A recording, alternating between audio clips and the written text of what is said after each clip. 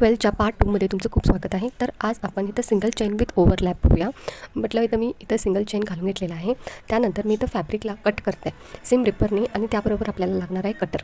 तर कटरनी मी इथं edges cut करून घेते. त्यानंतर मी इथं सिंगल चेनवरती इथं ओव्हरलॅपने तर तुम्ही पिको स्टिचसुद्धा म्हणू शकता, ते ओव्हरलॅप घालता येतं. तर हा डिझाईन खूप डेलिकेट आहे आणि खूप रेअर केसेसमध्ये ह्या डिझाईनला करतात आजकाल. असं एक टॉपिक आहे म्हणून मी शिकवते आणि ह्याबरोबरच तुम्हाला प्रॅक्टिस होईल जे नेट अरीवर्क करतात त्यासाठी. नेट अरीवर्क खूप लेटेस्ट आहे आणि त्याचे खूप डिझाईन्स करून घेतात. तर त्यासाठी तुम्हाला ह्याचा पाया बसणं खूप गरजेचं आहे. त्यासाठी असं आपण स्टेप बाय स्टेप जातोय. तर नेक्स्ट आपण बघूया डबल और ट्रिपल बीट वर्क. त्याबरोबर आपण मोती नाहीतर असे फ्लॅट कुंदन असं आपण लावूया.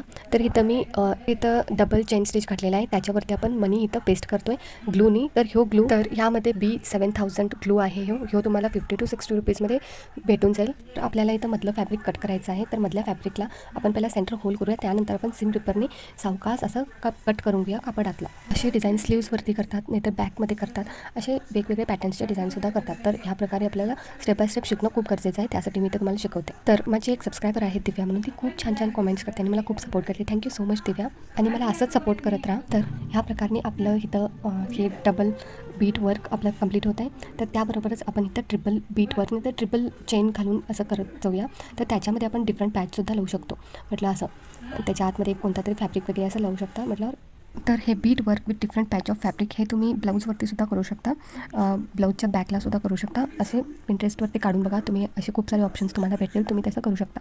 त्याबरोबरच आपण बघणार आहोत ट्रिपल चेन वर्क. तर ट्रिपल चेन कशाला घालतो म्हटल्यावर, ट्रिपल चेन आपण मधून जेव्हा कट करतो त्या टाईमला ते ग्रिप बसलेलं असतं. नाही तर ट्रिपल चेन घालणं काय इम्पॉर्टंट आहे की जे आपण साईडनं मनी वगैरे फील केलो तर त्यामध्ये आपल्याला 2 चेन दिसून येत नाहीत, मग ते छान फिनिशिंगसुद्धा दिसत नाही.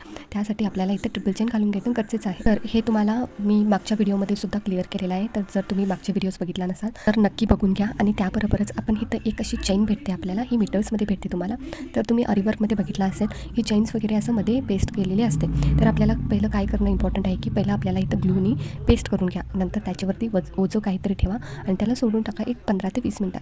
ते वाळल्यानंतर आपल्याला इथं क्रिस क्रॉस स्टिच घालायचं असतं. काकी ग्लू असतं ना, ते ग्लू एक 10 वॉशेसमध्ये वगैरे हे निघून जातं. ते निघू नये म्हणून आपल्याला इथं स्टिच करून घ्यायचं आहे. ही लेस लावून ह्याच्या दोन्ही साईडनं आपण बीट वर्क केलं तर खूप सुंदर दिसतं. तर हे सुद्धा तुम्ही ट्राय करा. तुम्हाला मी इथे इमेजेससुद्धा देते, तुम्ही बघून घ्या. या प्रकारे तुम्हाला सुद्धा प्रॅक्टिस करायचं आहे. तर तुम्ही सुद्धा प्रॅक्टिस करा आणि मला पाठवा तुमचं वर्क. आणखी कॉमेंट करा की जर तुम्हाला आवडत असेल तरी सुद्धा कॉमेंट करा, जर तुम्हाला आवडलं नसेल तरी सुद्धा कॉमेंट करा. आणि जर मी कुठं मिस्टेक करत असेल तरी ते सुद्धा मला सांगा, मी त्याला जरूर इम्प्रूव्ह करेन. आणि जाण्यापूर्वी माझ्या चॅनलला लाईक, शेअर आणि सबस्क्राईब करा आणि भेटूया आपण पुढील व्हिडिओमध्ये. Till that bye bye.